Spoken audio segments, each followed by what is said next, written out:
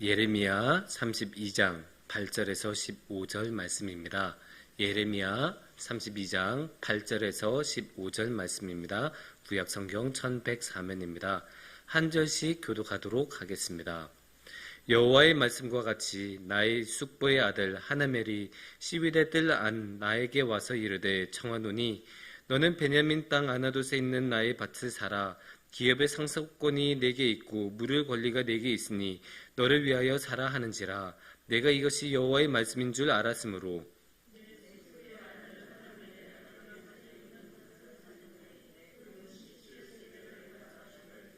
증서를 써서 봉인하고 증인을 세우고 은을 저울에 달아주고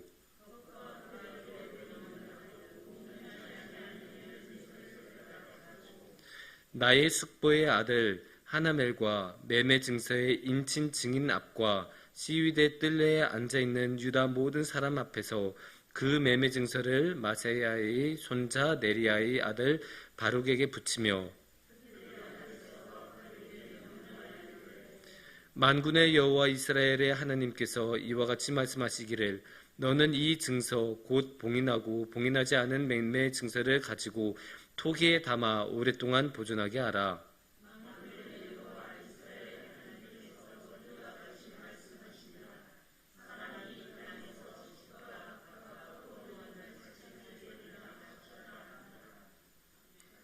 아멘. 사랑하는 성도님들, 우리가 살아가다 보면 이해하지 못하는 일들이 참 많죠. 도저히 이해가 안 가는 일들. 오늘 날씨는 왜 이렇게 더울까? 그리고 오늘 날씨는 이게 더운데 또 갑자기 비는 왜 이렇게 오고 왜 갑자기 이렇게 천둥이 크게 쳤을까? 굉장히 이제 이해가 안 가는 일들도 많고, 근데 또 우리가 여유를 가지고 이렇게 보고 시간이 지나다 보면 이게 다 이런 뜻이 있었구나, 이럴 때가 옵니다. 하나님은 이런 계획이 있으셨고 다 이런 생각이 있으셔서 그래서 이렇게 하셨구나라는 그런 뜻을 뒤늦게 깨닫는 경우들이 있습니다. 사실 오늘의 말씀에도 그런 모습을 조금 볼 수 있습니다. 오늘의 말씀은 사실 굉장히 간단한 내용입니다. 오늘의 말씀은 이제 예레미야 말씀인데, 오늘의 말씀에서 일어난 사건은 사실 딱 하나입니다. 예레미야가 땅을 산 것입니다. 이거는 어디에 정확하게 나오냐? 8절과 9절 말씀에서 아주 정확하게 나오는데요. 여호와의 말씀과 같이 나의 숙부의 아들 하나멜이 시위대 뜰 안 나에게 와서 이르되 청하노니 너는 베냐민 땅 아나돗에 있는 나의 밭을 사라. 기업의 상속권이 내게 있고 물의 권리가 내게 있으니 너를 위하여 사라 하는지라. 내가 이것이 여호와의 말씀인 줄 알았으므로. 그리고 9절 말씀 보여주시겠어요? 예. 내 숙부의 아들 하나멜의 아나돗에 있는 밭을 사는데 은 17세겔을 달아주되. 이렇게 지금 말씀이 나왔죠. 그러니까 이 말씀은 이렇게 생각하시면 돼요. 이제 예레미야의 친척이 딱 이렇게 와서 어느 날 와서 야, 너 땅을 사는 게 어떻겠냐 권유를 해요. 그래서 그 말씀 듣고 그래 내가 사야겠다 하고 예레미야가 땅을 삽니다. 그래서 9절에서 무엇을 합니까? 돈을 주죠. 정확하게 말하면 은을 주죠. 은 17세겔을 줍니다. 그래서 땅을 이렇게 딱 사게 되는 거죠. 그 뒤에 있는 내용은 사실 뭐 그렇게 특별한 건 없어요. 10절에서 13절까지는 다 그렇게 땅을 사는 거에 관한 절차라고 보시면 됩니다. 그래서 이제 땅을 샀을 때 뭐 계약서, 우리도 다 부동산 가서 계약서 쓰죠. 계약서 쓰고 계약금 먼저 지불한 다음에 잔금 치르고 뭐 이런 일련의 과정들이 다 있잖아요. 그런 것들을 여기서 이제 10절부터 이게 쭉쭉쭉쭉 나온 거예요. 그러니까 오늘의 말씀에서 나온 가장 핵심적인 사건은 무엇입니까? 예레미야가 땅을 샀다입니다. 아주 간단한 내용이죠. 그런데 이렇게 생각하면 좀 이상한 게 있어요. 이게 왜 성경 말씀에 기록되었을까? 좀 이상하지 않습니까? 땅을 사는 게 물론 이제 개인의 인생에서는 큰 사건이 될 수는 있지만 그게 뭐 엄청나게 드문 일은 아니지 않습니까? 옛날에도 땅 많이 샀었죠. 아브라함도 땅 사고 또 여러 사람들이 땅 사고 또 우리도 부동산 거래 많이 하지 않습니까? 그렇게 보면 이게 굉장히 흔한 일인데 이렇게 흔한 일을 굳이 성경에 기록할 이유가 무엇이 있었겠습니까? 이해하기 쉽지가 않잖아요. 뭐 땅 산 게 뭐 대수라고. 이게 무슨 이스라엘 민족의 운명을 건 그런 땅도 아니고 이 땅을 산다고 해서 이스라엘 민족의 역사가 바뀌는 것도 아닐 텐데 왜 땅을 샀던 이 내용이 성경에 반드시 들어갔어야 할까요? 쉽게 이해가 되지 않지 않습니까? 그런데 그 단서를 우리가 8절에서 좀 느낄 수 있어요. 아까 8절 말씀 다시 보여주시면 이제 우리의 친척이 아니죠. 예레미야의 친척이 이렇게 말을 했었죠. 기업의 상속권이 내게 있고 물의 권리가 내게 있으니 이게 무슨 말이냐? 이게 원래는 율법에 나와 있는 내용이에요. 율법, 특히 레위기에 나와 있는 말인데 레위기 25장 25절을 보면 이렇게 나와 있습니다. 만약 내 형제가 가난하여 그의 기업 중에 얼마를 팔았으면 그에게 가까운 기업 물을 자가 와서 그의 형제가 판 것을 물을 것이요. 여기서 가까운 기업 물을 자라는 것은 이제 형제, 가족 아니면 친척을 말하는 거예요. 그러니까 혈연적으로 가장 가까운 사람, 그 사람이 가난한 자신의 친척을 위해서, 가족을 위해서 대신 그 땅을 사줘서 이 땅을 잃어버리지 않도록 하는 게 율법의 뜻이고 율법에 써져 있는 내용입니다. 그러니까 오늘의 말씀에서 예레미야는 그냥 사사로이 땅을 산 게 아니에요. 그냥 자기가 그 땅에 욕심이 나서 저 땅을 갖고 싶어서 그래서 땅을 산 게 아니라 무엇을 따라서? 율법을 따라서. 그래서 하나님의 법을 따라서 땅을 산 겁니다. 이게 더더욱 예레미야의 의지가 아니라는 것은 오늘의 본문 바로 앞에 있는 6절과 7절 말씀을 보면 더 정확하게 나옵니다. 이렇게 나옵니다. 예레미야가 이르되 여호와의 말씀이 내게 임하였느니라 이르시기를 보라 내 숙부 살롬의 아들 하느멜이 내게 와서 말하기를 너는 아나돗에 있는 내 밭을 사라 이 기업을 물을 권리가 내게 있느니라 하리라 하시더니 그러니까 하나님께서 미리 귀뜸을 주신 거예요.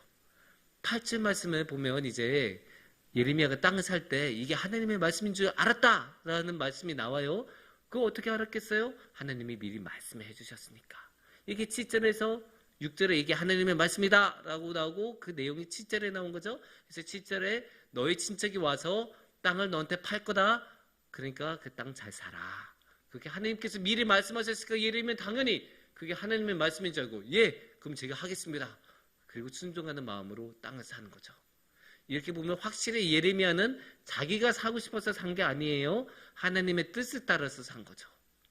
그런데 이것만으로는 이 말씀이 왜 성경에 기록되었는지가 명확해지지가 않아요. 물론 이게 좋은 모범이 될 만한 행동이고 순종은 아주 우리가 반드시 이제 따라야 하는 이런 모습인데 그래서 예레미야의 순종은 정말로 기감이 될 만한 모습이지만 이것만으로는 우리가 왜 성경에 기록되었을까 의문이 완전히 풀리지 않습니다. 왜냐? 순종을 행한 경우는 성경에 굉장히 많이 나오고 또 땅을 친척으로부터 사는 거는 굉장히 많이 있었던 일이에요. 왜냐? 법으로 율법으로 지정이 될 정도로 있었던 그런 문화적인 관습이니까 얼마나 많이 일어났었겠어요. 이스라엘의 역사 가운데서 굉장히 많이 있었겠죠. 그러니까 율법으로 이렇게 기록까지 됐었던 거고 그러면 흔한 일이잖아요. 그런데 왜 그거를 특별히 이 경우만 기록이 되어야 했을까요? 왜 이 경우는 이렇게 성경에서 정확하게 하나님의 말씀의 뜻을 따른다는 것까지 기록하면서 왜 이거를 성경에서는 굳이 우리에게 전해주고 싶어 했을까요?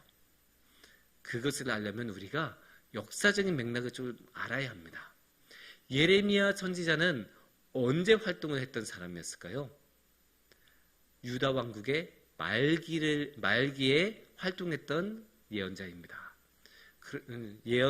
예레미야는 유다 왕국이 멸망하는 것을 직접 경험했던 사람입니다. 그러니까 완전히 마지막을 다 함께 있었던 사람이죠. 그런데 이 예레미야가 그러면 살았던 이 시절은 어땠을까요? 굉장히 혼란스럽지 않았겠습니까? 안에서는 당연히 제조들이 잘 굴러가지 않았을 테고 군사력도 약했을 거고 밖에서 매일 침략이 들어왔을 거고 그 침략을 견뎌낼 만한 군사력도 없고 실제로 시드기야 왕은 하나님의 말씀을 엄청나게 안 따르고 하나님의 뜻에 완전히 반대로 가던 그런 왕이었어요. 그런 왕위에 있으니까 당연히 백성들이 하나님의 말씀 잘 따랐을까요? 그럴 리가 없죠. 그러니까 당연히 흔들흔들 할 수밖에 없고 하나님의 율법을 아무도 안 지키는 그런 상황, 너무나 나라가 연약한 상황이었어요. 쉽게 말해서 내우외환 이라고 말할 수 있죠. 안에서는 하나님의 말씀을 제대로 안 따르고 밖에서는 외세 침략이 계속 일어나고, 그러니까 어떤 상황입니까? 풍전등화, 언제 하고 꺼질지 모르는 정말로 바람 앞에 촛불 같은 너무나 연약한 상황의 유다 왕국입니다. 이런 유다 왕국에서 놀라운 일이 일어난 거예요. 이 예레미야는 땅을 샀어요. 이게 정말로 놀랍지 않습니까? 생각해 보세요. 우리가 지금 이렇게 우리나라가 잘 살고 있는데, 만약에 우리나라가 정말로 힘들어서 뭐 일주일 뒤에 멸망할 것 같다, 그러면 어떻게 되겠어요? 여러분 지금 당장 가지고 있는 대한민국 이 원이라는 대한민국 원이라는 돈을 계속 수중에 쥐고 계시겠습니까? 그럴 리가 없죠. 빨리 어떻게든 금으로 바꾸든지 미국 달러로 바꾸든지 어떻게든 돈을 바꾸든지 현물로 바꾸든지 어떻게든 해야 될 것 아니겠습니까? 그 돈을 뭐 일주일만 지나면 누가 그거 받아주겠어요? 어느 누구도 그거를 가치 있게 생각하지 않을 겁니다. 나중에 수집가 정도는 이제 생각할 수는 있겠지만 화폐로서의 가치는 전혀 없어지겠죠. 땅이라고 해서 다르겠습니까? 땅도 똑같아요. 망한 나라에서 이루어졌던 매매 계약을 누가 신경 쓰겠습니까? 우리나라도 조선이 일제한테 강점을 당했을 때 일제가 들어와서 뭐 했어요? 토지조사 사업하면서 땅을 엄청나게 빼앗지 않았습니까? 이때라고 달랐겠습니까? 이때도 바벨론이 와서 저 여기 땅 제가 샀는데요 라고 해봤자 너 나가 라고 하면 끝 아닙니까? 누가 정복자의 심기를 거스를 수 있겠습니까? 그냥 땅 빼앗기는 거예요. 그런데도 예레미야는 여기서 땅을 샀어요. 그냥 이성적으로만 합리적으로만 생각하면 그냥 생돈 날리는 거예요. 효력이 없는 계약이니까. 그런데도 예레미야는 끝까지 땅을 샀어요. 이게 놀랍지 않습니까? 그러니까 이 말씀이 여기 기록이 될 만한 거예요. 누가 멸망한 나라에 하나님을 신경 쓰고 누가 멸망한 나라에 율법을 신경 쓰겠습니까? 아무도 신경 안 써요. 정말로 가치가 없는 계약이에요. 그럼에도 불구하고 예레미야는 하나님을 순종하는 마음으로 해요. 땅을 사고 하나님이 하라고 했으니까 돈 지불하고 그 매매 계약을 모든 사람들한테 보여주면서 나 이렇게 땅 샀다 이렇게 보여줘요. 왜? 예레미야는 믿으니까. 하나님께서 약속을 하셨고 하나님께서 하라고 하셨고 그래서 하나님께서는 이 나라가 이대로 없어지지 않을 거라고 굳게 믿었으니까. 그 믿음을 어디서 찾을 수 있냐? 하나님의 말씀에서 찾을 수 있죠. 예레미야서 30장 3절에서는 이렇게 말씀을 하십니다. 여호와의 말씀이니라 보라 내가 내 백성 이스라엘과 유다의 포로를 돌아가게 할 날이 오리니 내가 그들을 그 조상들에게 준 땅으로 돌아오게 할 것이니 그들이 그 땅을 차지하리라. 여호와께서 말씀하시니라. 다 바벨론으로 포로로 끌려가도 그걸로 끝나지 않는다. 언젠가는 다시 돌아온다. 다시 돌아와서 그 땅을 차지하게 될 거다. 그 땅을 차지하게 되면 이게 누구의 땅인지 어떻게 알아요? 그때 매매했던 계약서를 그때 보여줄 수 있는 거죠. 그 약속, 하나님께서 이렇게 하셨던 이 약속을 예레미야는 믿었어요. 그래서 오늘의 말씀에서도 나오죠. 15절 말씀에서는 이렇게 말씀하십니다. 만군의 여호와 이스라엘의 하나님께서 이와 같이 말씀하시니라. 사람이 이 땅에서 집과 밭과 포도원을 다시 사게 되리라 하셨다 하니라. 하나님께서는 다시 사게 해주신다고 하셨어요. 지금은 비록 바벨론한테 휘청거리고 멸망을 당하고 모든 것을 빼앗겨도 이대로 끝나지 않는다. 하나님께서는 다시 이 땅으로 돌아오게 하시고 다시 이 땅에서 살게 하시고 다시 이 땅을 사고 팔게 하신다고 하나님께서는 굳게 약속을 하셨어요. 하나님께서 에게 약속을 하셨으니까 예레미야는 철석같이 믿는 거예요. 이렇게 믿는 사람은 볼 수 있는 게 달라요. 다른 사람들은 다 지금 믿음이 없으니까 현재만 보고 지금 나라가 멸망하고 있는 과정만 보고 아유 안 되겠네, 매매 안 하고 땅 안 사고 어떻게든 바빌론 쪽에 붙어보려고 하고 다른 나라 말 배우고 막 그렇게 할 텐데, 예레미야는 안 그러죠. 예레미야는 끝까지 하나님의 말씀을 믿는 대로 하나님의 율법대로 그 땅을 사고 땅을 계약을 합니다. 이게 믿는 사람의 믿는 삶이 보여주는 모습이고 믿는 사람의 차이가 이런 거예요.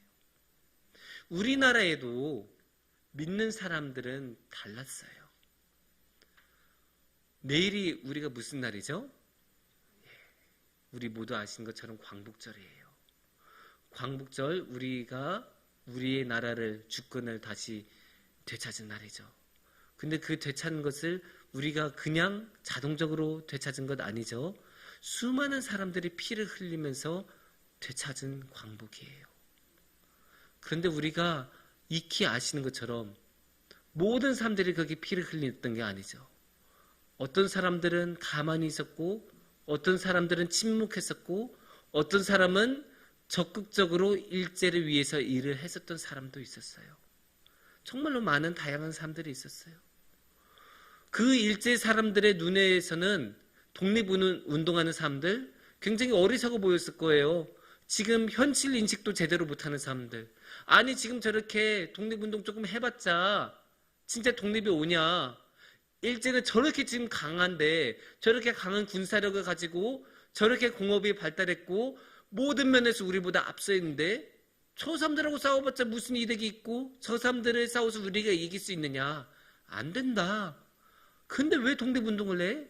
어리석은 사람들, 이렇게 생각을 했을 거예요. 그런데 우리가 알다시피 광복은 왔죠. 그리고 암살이라는 영어에 굉장히 인상적인 대사가 나오죠. 왜 동료들을 팔았냐라는 질문에 이렇게 대답을 하죠. 해방이 올 줄 몰랐으니까. 해방이 올 줄 알았으면 팔았겠느냐, 이렇게 말하죠. 일제에 협력했던 사람들도 몰랐던 거예요, 광복이 올 줄. 그러니까 자신들의 권세가, 일제에 붙었던 자신들의 권세가 천년 만년 계속될 줄 알고 그렇게 적극적으로 협력을 했던 거죠. 그런데 우리가 여기서 생각해 볼 게 있어요. 독립운동을 했던 사람들이라고 광복이 올 거라고 생각했을까요? 알았을까요? 몰랐어요. 그 독립운동한 사람들이 미래를 보는 능력이 없잖아요. 실제로 그 날이 올 거라고 어느 누가 알았겠습니까? 여기서 우리가 희망이라는 말을 생각해 볼 필요가 있어요. 독립운동하는 사람들은 그냥 했던 게 아니에요. 끝까지 희망을 품고 있었으니까 그것을 놓지 않을 수 있었던 거예요. 그 시대의 어둠 속에서 광복에 대한 희망을 품고 있으니까, 끝까지 놓지 않았으니까 절망하지 않고 한 걸음 한 걸음 더 나아가면서 끝까지 역사의 수레바퀴를 돌릴 수 있었던 거예요. 예레미야도 똑같아요.